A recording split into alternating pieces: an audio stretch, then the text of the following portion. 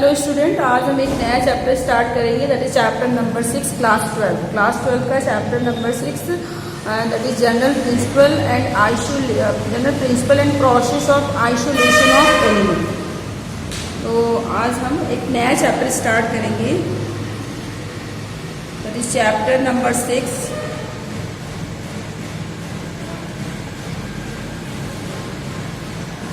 General principle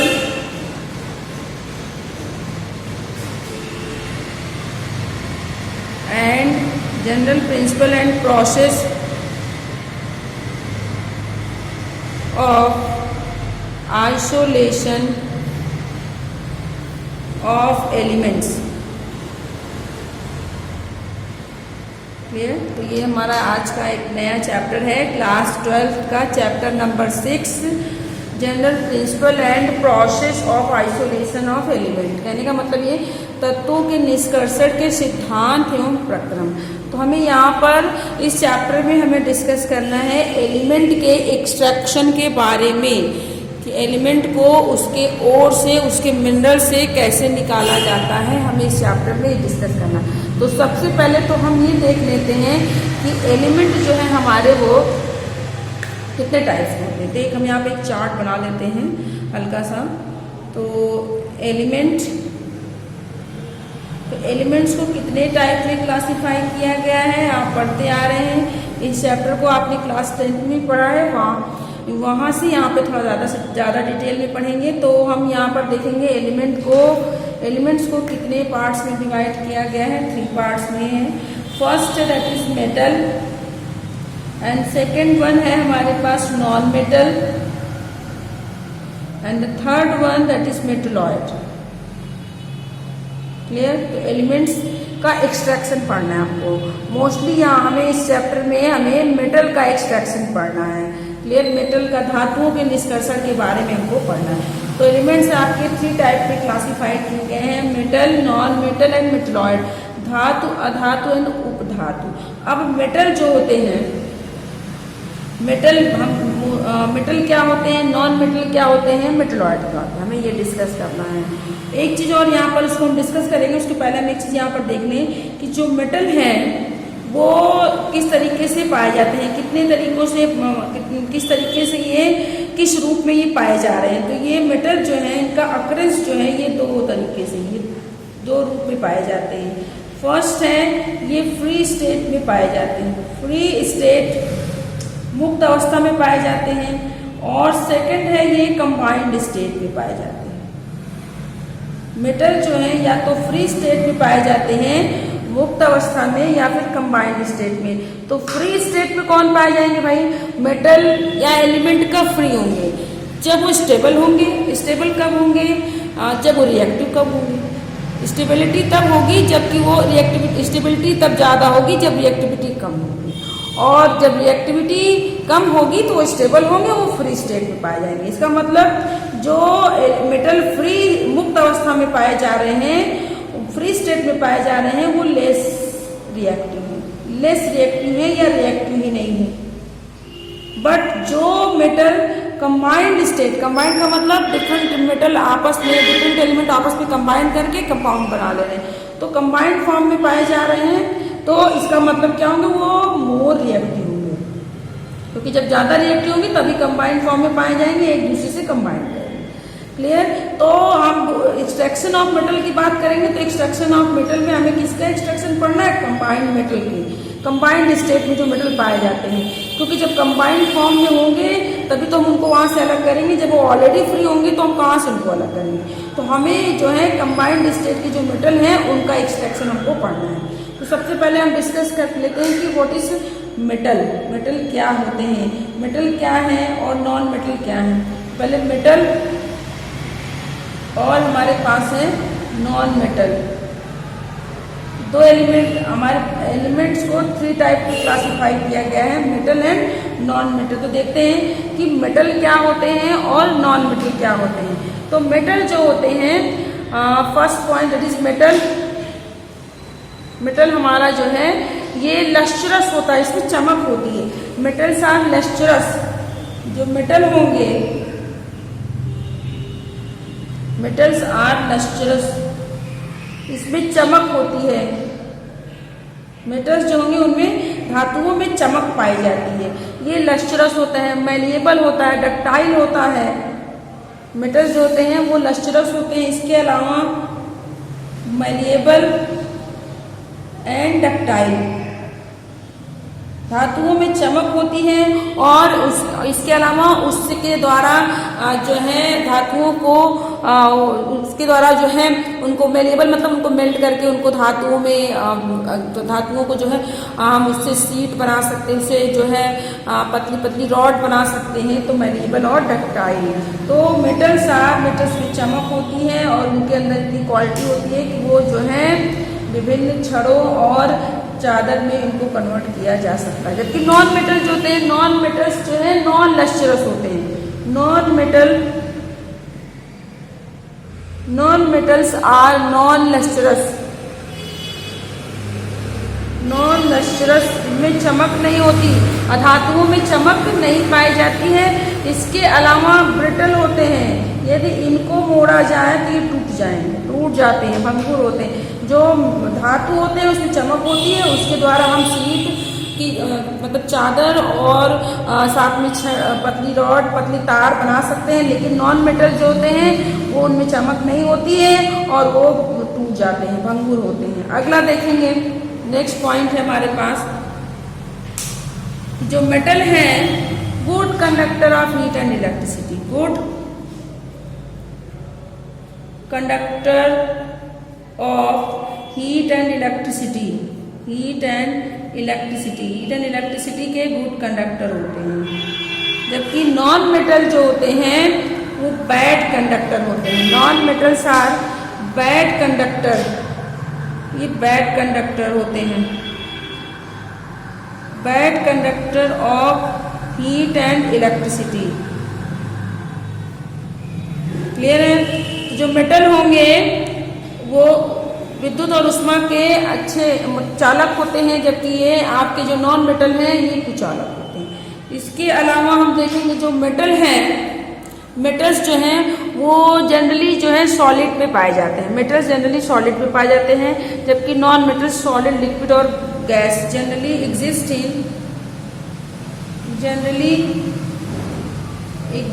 in solid state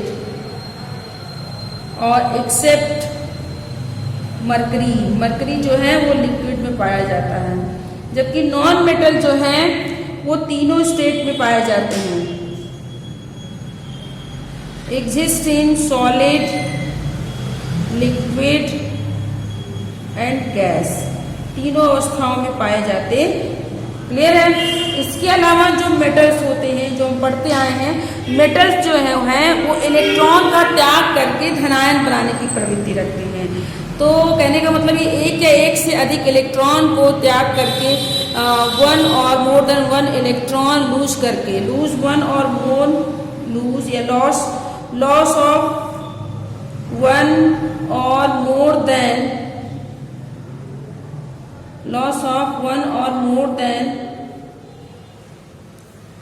one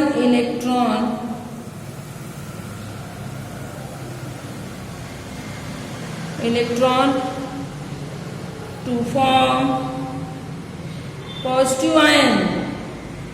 ये एक या एक से अधिक इलेक्ट्रॉन का त्याग करके पॉजिटिव आयन बनाते हैं, जबकि जो नॉन मेटल्स हैं ये नेगेटिव आयन बनाते हैं। क्या करते हैं? Gain one or more than one electron, एक या एक से अधिक electron, more than one electron to form positive ion, negative ion, ये निगेटिव आयन बनाते हैं। क्लियर? जो मेटल्स होते हैं वो एक या एक से अधिक इलेक्ट्रॉन लूज करके पॉजिटिव आयन बनाते हैं, जबकि नॉन मेटल एक या एक से अधिक इलेक्ट्रॉन का त्याग करके निगेटिव आयन बनाते हैं। तो ढेर सारे मेटल्स और नॉन मेटल्स की प्रॉपर्टीज है, कुछ हमने यहाँ पर देख लिया। अब जैसे एग्जांपल हम देख लेते हैं, मेटल में एग्जांपल हमारे पास क्या है? आयरन है, गोल्ड है, सिल्वर है, लेड है, टीन है, कॉपर है, जिंक है, सब जो है आपके मेटल्स हैं। लेकिन हम नॉन मेटल की बात करें एग्जाम्पल में, नॉन मेटल की बात करें तो नॉन मेटल जैसे कार्बन है, नाइट्रोजन है, ऑक्सीजन है, सल्फर है, ये सब ढेर सारे नॉन मेटल हैं। और मेटल सबसे ज्यादा एक चीज और, पीरियोडिक टेबल में, इन पीरियोडिक टेबल में देखेंगे हमारी जो पीरियोडिक टेबल है, in periodic table long form of periodic table जो हमारे पास है, इन पीरियोडिक टेबल 80% मेटल है, 80% element, 80% elements are metal. Periodic table में जितने हमारे पास टोटल कितने एलिमेंट है 180, उसमें से 80% जो है, 80% जो है एलिमेंट क्या है हमारे मेटल्स हैं। क्लियर? और वो 80% एलिमेंट कहाँ कहाँ पर एग्जिस्ट करते हैं देखेंगे आप। यस ब्लॉक, क्योंकि पीरियोडिक टेबल में एलिमेंट को 4 ब्लॉक में बांटा गया है, तो यस ब्लॉक के एलिमेंट, डी ब्लॉक के एलिमेंट एंड एफ ब्लॉक के एलिमेंट, ये सारे मेटल्स हैं। S block, D block, F block है, all are metal, all are metal, सब मेटल हैं। और पी ब्लॉक के some elements of P block, और पी ब्लॉक के कुछ एलिमेंट भी मेटल हैं। तो S block, D block, F block के सभी एलिमेंट जो है मेटल हैं, और पी ब्लॉक के भी कुछ मेटल एलिमेंट्स हैं। जबकि हम यहाँ पर बात करें तो हम देखेंगे कि नॉन मेटल कहाँ पर एग्जिस्ट करते हैं। नॉन मेटल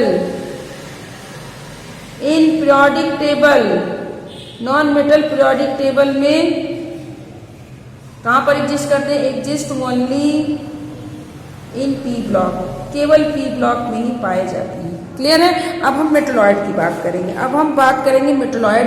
मेटलॉइड किसे कहेंगे, जो इन दोनों के बीच का होगा। थर्ड है हमारे पास मेटलॉइड, उपधातु। उपधातु क्या होती है, उपधातु है मेटलॉइड जो कि elements which show common characteristic, elements which show common, इन दोनों के बीच कॉमन कैरेक्टरिस्टिक, इन दोनों के बीच के common characteristics of metal and non metal. जो मेटलॉइड होंगे, उपधातु होगी, उनमें मेटल और नॉन मेटल दोनों के कैरेक्टरिस्टिक पाए जाते हैं।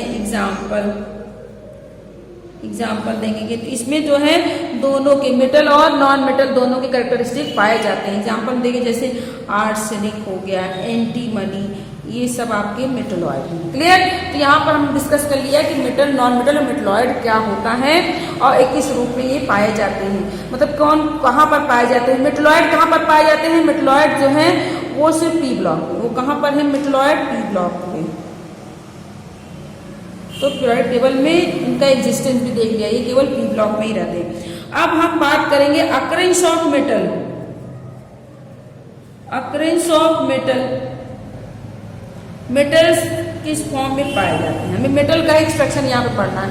अकरेंस ऑफ मेटल, तो हमने बताया कि मेटल 2 फॉर्म में exist in 2 form, exist in 2 form, ये 2 रूपों में पाए जाते हैं, 2 फॉर्म में एग्जिस्ट करते हैं। इनका अकरेंस 2 तरीके से है। फर्स्ट क्या है हमारे पास, first one that is free state या नेटिव स्टेट भी कहते हैं, नेटिव और फ्री स्टेट में पाया जाना। मतलब धातुएं 2 तरीके से हमारे एनवायरमेंट में धातुएं जो है 2 रूपों में पाए जाते हैं, 2 रूप में पाए जाते हैं। पहला क्या है, फ्री स्टेट, मुक्त अवस्था में। तो मुक्त अवस्था में हमने बताया कौन से एलिमेंट पाए जाएंगे, those element which are less reactive, those elements which are, या those metal which are less reactive या फिर रिएक्टिव ही ना हो, लेस रिएक्टिव और नॉन रिएक्टिव। लेस रिएक्टिव, जो एलिमेंट लेस रिएक्टिव होते हैं, जो एलिमेंट जो है लेस रिएक्टिव होते हैं, वो आपके किस में पाए जाते हैं, वो आपके फ्री स्टेट में पाए जाते हैं। लेस रिएक्टिव और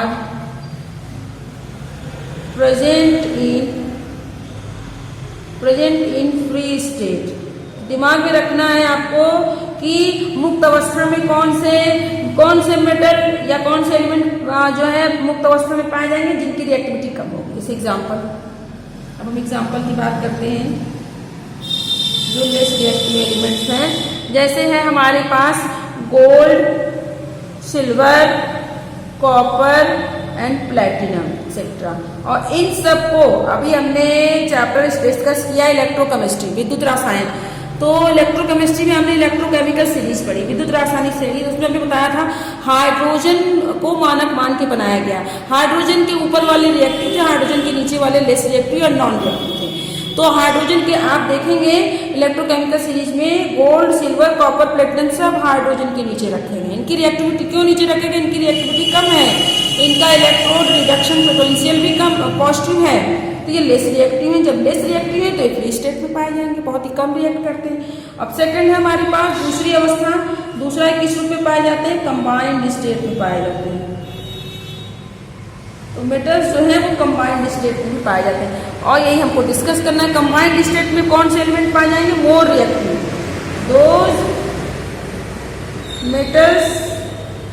those metals which are more reactive, जो हाईली रिएक्टिव होंगे, more reactive are present in combined form, combined state. तो ऐसे मेटल जो कि ज्यादा रिएक्टिव होते हैं वो कंबाइंड स्टेट में पाए जाते हैं, क्योंकि उनकी रिएक्टिविटी ज्यादा है तो वो रिएक्ट करेंगे और वो मुक्त नहीं बल्कि संयुक्त अवस्था में कंबाइंड स्टेट में पाए जाते हैं। जैसे एग्जाम्पल हम देख लेते हैं, एग्जाम्पल में ढेर सारे एलिमेंट हैं। जैसे है हमारे पास सोडियम रिएक्टिव है, पोटेशियम, सोडियम हो गया, पोटेशियम, आयरन, जिंक, ये सब एलिमेंट्स का, पोटेशियम, जिंक, मैग्नीशियम, ये सब जो है आपके, कॉपर भी बहुत ज्यादा, कॉपर फ्री स्टेट में पाया जाता है और कंबाइंड स्टेट में भी पाया जाता है। क्लियर? तो कॉपर एक्सेट्रा ये सब जो है आपके, तो एलिमेंट्स आप मेटल्स दो फॉर्म में पाए जाते हैं, मुक्त अवस्था और संयुक्त। फ्री स्टेट में जो कम रिएक्टिव है और कंबाइंड स्टेट में जो ज्यादा रिएक्टिव है। क्लियर? ये हमको क्लियर हो गया। अब जो कंबाइंड फॉर्म में पाए जाते हैं, जो एलिमेंट कंबाइंड फॉर्म में, जो मेटल कंबाइंड फॉर्म में पाए जाते हैं, तो किस रूप में पाए जाते हैं? तो कुछ हम मेटलर्जिकल टर्म्स को यहाँ पर डिस्कस करेंगे कि वो उसको हम क्या कहते हैं, किस फॉर्म में वो पाए जाते हैं। तो यहाँ पर कुछ मेटलर्जिकल टर्म्स हैं जिनको हमें डिस्कस करना है। तो फर्स्ट है हमारा मेटलर्जी, एक्सट्रैक्शन ऑफ एलिमेंट। तो फर्स्ट वन दैट इज हमारा है मिनरल। मिनरल क्या होता है? खनिज पदार्थ। मिनरल्स क्या होते हैं? खनिज पदार्थ किसे कहते हैं? मिनरल क्या होता है? तो मेटल्स जो हैं या हमारी इन्वायरमेंट में नेचुरली कंपाउंड जिस फॉर्म में एग्जिस्ट करते हैं उसी को हम मिनरल कहते हैं। तो कहने का सिंपल सा मतलब है मिनरल का, the naturally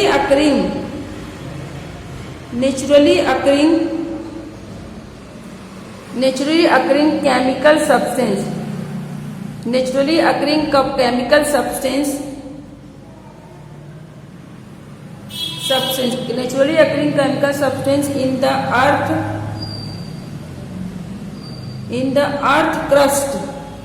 earth crust are called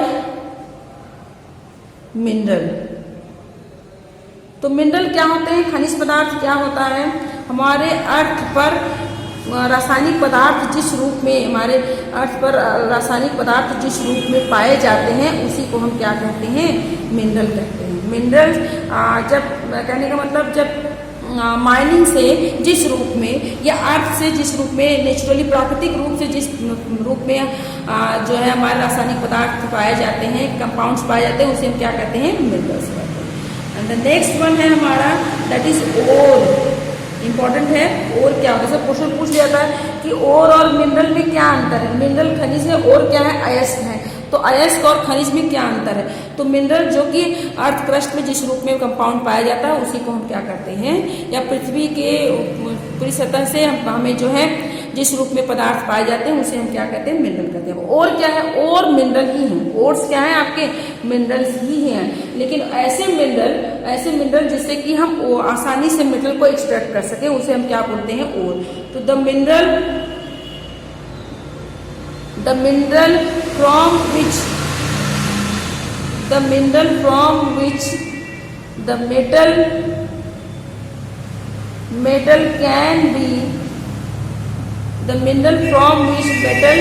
can be extracted, metal can be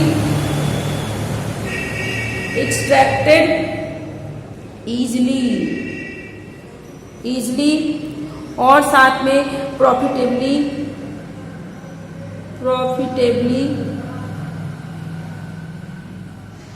and in large amount is called ore. और क्या होता है देखिए, और क्या है, अयस्क क्या है, एक प्रकार का मिनरल ही है, या अयस्क वह मिनरल जिसके द्वारा मेटल का एक्सट्रैक्शन आसानी से अधिक मात्रा में और कम खर्चे में, ठीक है, कम खर्चे में, आसानी से अधिक मात्रा में और कम खर्चे में किया जाता है, उसे हम अयस्क कहते हैं। तो अयस्क वह खनिज पदार्थ है जिसके द्वारा मिनरल को हम आसानी से कम खर्चे में और अधिक मात्रा में निकाल सकें, उसे हम क्या कहते हैं, और कहते हैं, अयस्क कहते हैं। अयस्क जो है, यहाँ पर ये हो गया इसकी डिफिनेशन। नेक्स्ट, अयस्क जो होते हैं, अब एक चीज यहाँ पे याद रखेंगे कि all the ores are mineral. All the ores are mineral, but all the minerals are not ores. Clear? सभी अयस्क मिनरल होते हैं, लेकिन सभी मिनरल अयस्क नहीं होते। सभी मिनरल अयस्क हैं, सभी अयस्क मिनरल हैं, जितने भी अयस्क होंगे सब मिनरल होंगे, सभी और मिनरल होंगे, लेकिन सभी मिनरल और नहीं होंगे। केवल वही मिनरल और होंगे जिनके द्वारा मेटल का एक्सट्रैक्शन आसानी से किया जाए, या जिनके द्वारा मेटल का एक्सट्रैक्शन होता है। और एक चीज, ओर्स आर